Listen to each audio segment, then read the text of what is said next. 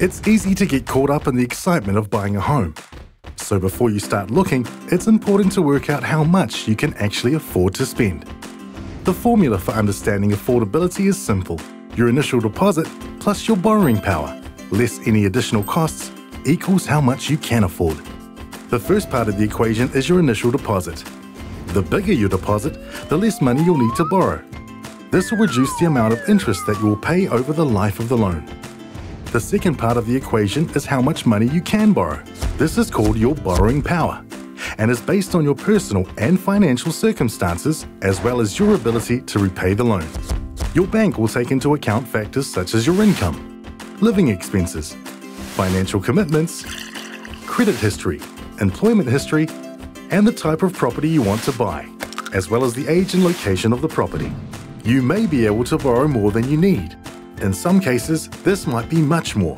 It is important to remember you don't have to borrow everything that is offered to you.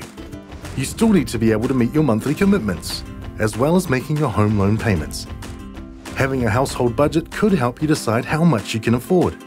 As well as the purchase price of the house and any borrowing costs you incur, there is a range of additional costs you should budget for when purchasing a home.